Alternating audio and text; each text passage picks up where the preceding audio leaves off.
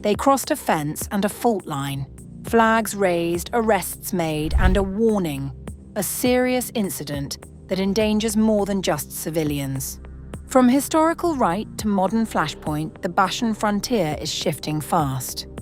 When activists test borders the military must hold, who really controls the line anymore?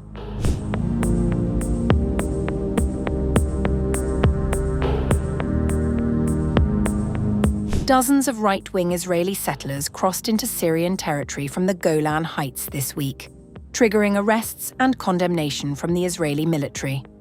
Members of the Bashan Pioneers movement breached an old border fence near Majdal Shams and entered the Israeli-controlled buffer zone, advancing toward the Druze village of Khader at the foot of Mount Hermon.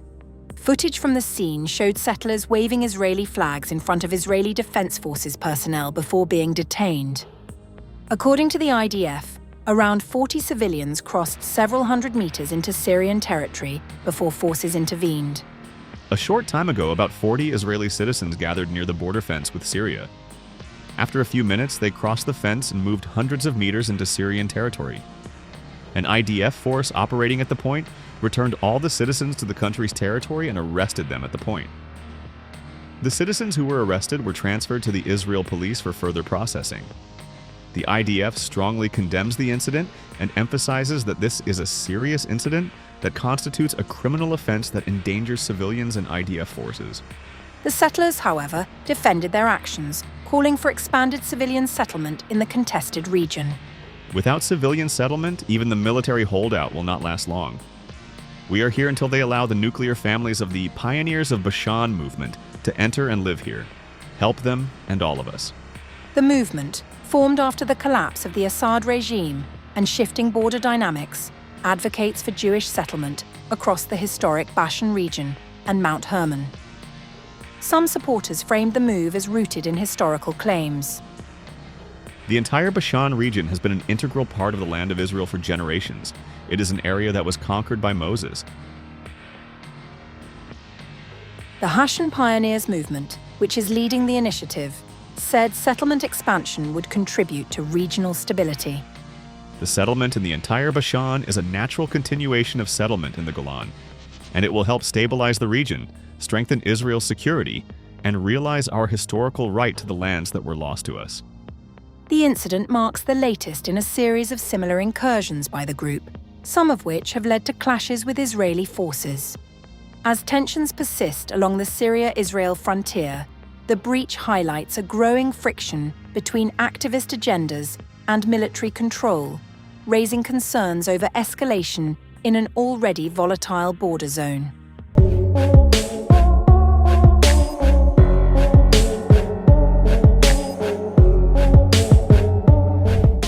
A diplomatic opening just cracked between two enemies who've spent decades at war.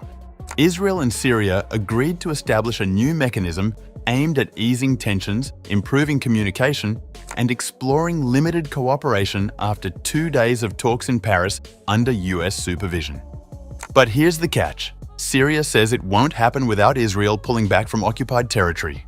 Israel hasn't confirmed that part. According to a joint statement released by Washington on January 6th, the agreement was reached on the second day of discussions and focuses on de-escalation, diplomacy, and potential commercial engagement.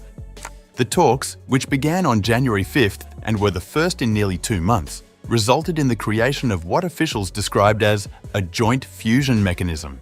This includes a dedicated communication cell designed to allow immediate and ongoing coordination on intelligence sharing, military de-escalation, diplomatic engagement, and commercial opportunities, all under US oversight. The mechanism is also intended to provide a rapid channel for resolving disputes. The statement said discussions centered on respect for Syria's sovereignty and stability, Israel's security, and the pursuit of prosperity for both countries. Both sides reaffirmed their commitment to working towards lasting security and stability arrangements. The United States welcomed the agreement, calling it a positive step and reaffirming its support for implementing the understandings as part of broader efforts to achieve durable peace in the Middle East. The United States commends these positive steps and remains committed to supporting the implementation of these understandings as part of broader efforts to achieve enduring peace in the Middle East. When sovereign nations cooperate in a respectful and productive way, prosperity will be unleashed. Israel and Syria have held intermittent talks over the past year, seeking a security arrangement that would halt repeated Israeli strikes inside Syria. However, a Syrian official told Reuters that progress on broader strategic issues would be impossible without a clear and enforceable timeline for the withdrawal of Israeli forces from Syrian territory seized since the December 2024 overthrow of former President Bashar al-Assad. The official said the talks concluded with an initiative to suspend Israeli military activity, a claim not confirmed by Israel.